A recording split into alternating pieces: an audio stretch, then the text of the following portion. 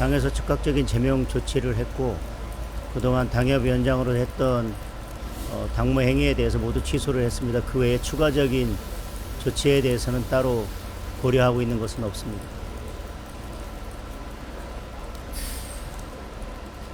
민주당 얘기하는 이영선 씨가 제명한 것 같아요.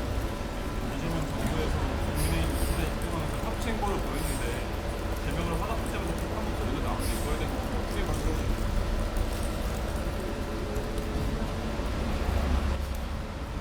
그 비판이 맞으려면 이재명 정권이 앞으로 경제정책을 어떻게 펼치는지 지켜보겠습니다. 저희는 이해운 전 의원에 대한 장관 기용은 지금의 여러 이슈들을 덮기 위해서 그리고 무늬만 협치하는 모양을 갖추기 위한 것이라고 생각합니다. 이해운 전 의원이 보여온 경제에 대한 여러 가치관, 지금 이재명 정부가 추진하는 경제정책과는 너무나 맞지 않습니다. 어떤 의도로 장관으로 발탁을 했고 앞으로 어떻게 경제정책을 펼쳐갈지에 대해서 지켜보도록 하겠습니다. 저희는 이해운 전 위원의 장관직 수락에 대해서 개탄을 금할 수 없습니다. 조금이라도 양지가 되면 자신이 그동안 가지고 있던 가치도 철학도 버리고 동지들까지 버릴 수 있다는 것에 대해서 여러 참담한 마음입니다. 대표님, 오늘부터 이틀 동안 좀 호남 일정을 갖게 되시는데 지난달 광주 민주묘지에서는 시민들 좀 항의도 있었거든요. 이번에 일정에 좀 임하시는 각오가 있다면 말씀해 주실 수 있을까요?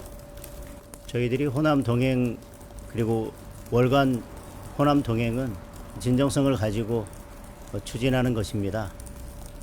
지난달에는 약간의 부딪히는 일도 있었지만 저희들이 진정성을 가지고 계속 호남 방문을 한다면 우리 호남 분들의 마음을 얻을 수 있다고 생각합니다. 정치는 국민의 마음을 얻는 과정입니다. 국민의 마음을 얻기 위한 기본은 진정성입니다. 진정성 있게 다가가겠습니다. 그리고 정치의 목표는 국민들의 삶을 바꾸는 것입니다.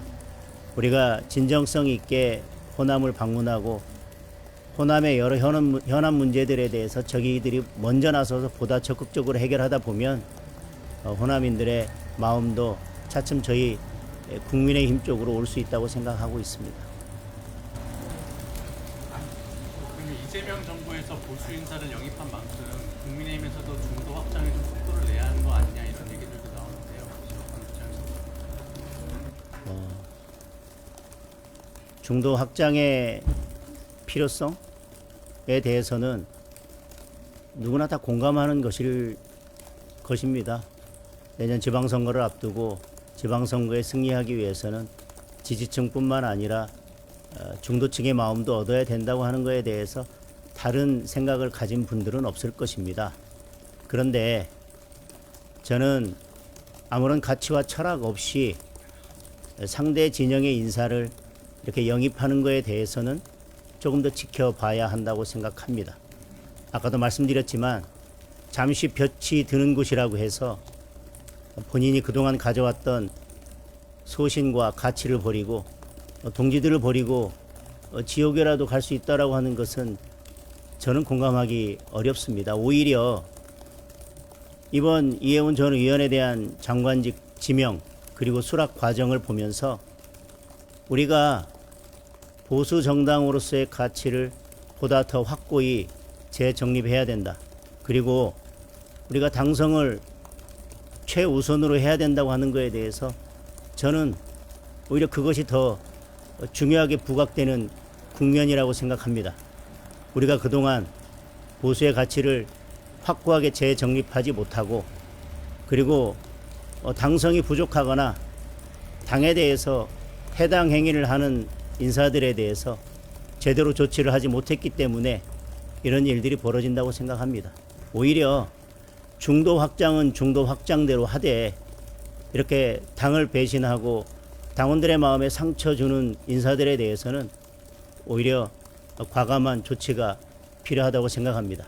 그것이 양립할 수 없는 것이 아니라 그건 서로 결이 다른 문제라고 생각합니다. 한두 가지 질문만 더 추가로 받겠습니다. 대표님, 네. 어제 특단의 조치 그 기자회견에서 말씀하신 거 관련해서 진짜 뭐 단식이나 이런 행동이 실현되는 거 아니냐라는 이야기가 있는데 오늘 민주당에서는 그 특검명 자체를 신천지 이름을 붙여서 아예 공식화를 했거든요. 약간 계획이 좀 구체화되는 게 있을까요? 뭐 특단의 조치를 지금 말씀드리면 특단의 조치가 되지 않을 것이기 때문에 필요한 상황들을 지켜보면서 어떤 행동을 할지에 대해서 고민하겠습니다. 다만 민주당이 계속 수사 대상에 다른 것들을 포함시키는 문제에 대해서는 저는 특검을 하지 않기 위한 꼼수에 불과하다고 생각합니다. 기본으로 돌아가면 특검은 기본적으로 야당이 추진하는 것입니다.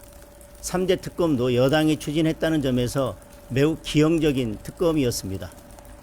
그런데 지금 통일교 특검의 문제는 여당 인사가 개입되어 있고 여러 여당의 정치권 인사가 개입되어 있다는 진술을 민정기 특검이 묵살했기 때문에 저희가 특검을 주장하는 것입니다. 여당은 모든 권한을 다 가지고 있습니다. 따라서 신천지에 대한 수사든 그 어떤 것이든 수사할 만큼의 수사 단서가 확보됐다면 경찰이나 검찰이나 공수처나 그 어떤 수사기관을 통해서도 충분히 수사가 가능한 것입니다. 저희들이 왜 수사 대상을 무한정 확대해서 꼼수를 부리냐라고 문제를 지적하는 근본적인 이유는 여당입니다. 여당은 수사기관 통해서 수사하면 됩니다. 그러나 여당 인사가 개입돼 있을 때는 공정한 수사를 기대할 수 없기 때문에 저희들이 특검을 하자고 주장하는 것입니다. 자꾸 본질을 흐리고 물타기 하면서 시간 보내려고 하는 꼼수에 대해서 자꾸 변명을 늘어놓거나 그 책임을 국민의 힘에 돌리려는 그런 비겁한 수법은 쓰지 않았으면 좋겠습니다. 네, 이상으로 마무리해도 되겠습니까? 네. 네, 하나만 더 받겠습니다. 대표가 이제 연대 방안에 대해서 연말 지나서 협의해야 된다고 하셨는데 어떻게 보시나요? 제가 말씀드리지만 내일이 본회의입니다. 내일까지 통일교 게이트 특검에 대해서 어떤 합의가 이루어지거나 법안이 처리되지 않는다면 여러분 잘 아시겠지만 연말 연초를 지나면서 이 이슈는 점점 사그러들게 될 것입니다.